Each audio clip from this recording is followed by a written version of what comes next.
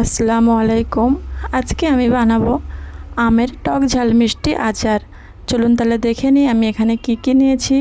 এখানে 1 কেজি পরিমাণে আম আমি কেটে 2 ঘন্টা রোদে দিয়ে রেখেছিলাম। এখানে আমি শুকনো মশলা নিয়েছি, দেখুন 2 টেবিল চামচ মৌরি, 2 টেবিল চামচ জিরে, ধনে, সর্ষে আর 1 টেবিল চামচ 5 ফোড়ন আর কয়েকটি শুকনো লঙ্কা। শুকনো লঙ্কাটা কড়াই দিয়ে দিলাম। হালকা হালকা করে শুকনো লঙ্কাটা ভেজে নেব। দিয়ে দেবো বাকি শুকনো মশলাগুলো। নেড়ে চেড়ে 2 মিনিট পর্যন্ত ভেজে নেব, যতক্ষণ না মশলা থেকে একটা সুগন্ধ বের হচ্ছে। 2 মিনিট আমি ভেজে নামিয়ে নিয়েছি।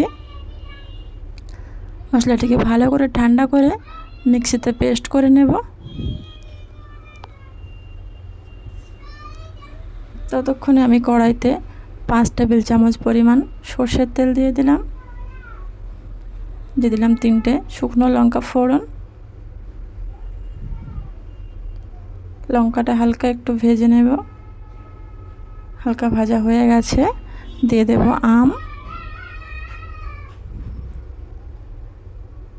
আমগুলো দিয়ে আমি ভালো করে নেড়ে চেড়ে নেব।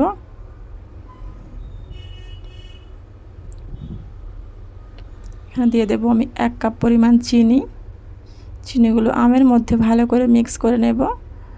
এখানে একটু স্লো আঁচে এটা করে নেব, কারণ ততক্ষণে চিনিটা একটু পানি হয়ে যাবে, আর এই পানির মধ্যেই আমি আমগুলো সিদ্ধ করে নেব।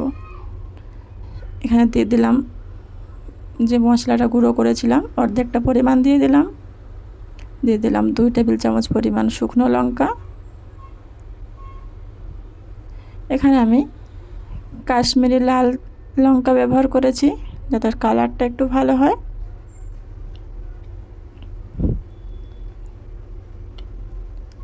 সব মশলা ভালো করে মিক্স করে নিয়ে ঢাকা দিয়ে 10 মিনিট জাল করে নিয়েছি। 10 মিনিট পরে আবারও ফিরে এসেছি। দেখুন আমার প্রায় সেদ্ধ হয়ে এসেছে। একটা চাকুর সাহায্যে এইভাবে করে ঢুকিয়ে দেখেছি, দেখুন পুরো নরম হয়ে গেছে। বাকি মশলাটা কিছুটা দিয়ে দিলাম। আবারও ঢাকা দিয়ে 10 মিনিট স্লো আঁচে জাল করে নিয়েছি। আমার আচারটা রেডি হয়ে গেছে। একটা প্লেটে আমি সার্ভ করে নিচ্ছি। দেখুন কতটা সুন্দর দেখতে হয়েছে, এতটাই লোভনীয় হয়েছে, দেখলেই মুখে পানি চলে আসবে। ভিডিওটি যদি ভালো লাগে লাইক, শেয়ার, কমেন্ট করবেন আর চ্যানেলটিকে অবশ্যই সাবস্ক্রাইব করবেন, তাহলে নিত্য নতুন ভিডিও আপনাদের কাছে পৌঁছে যাবে। আপনারা সবাই ভালো থাকবেন। ধন্যবাদ।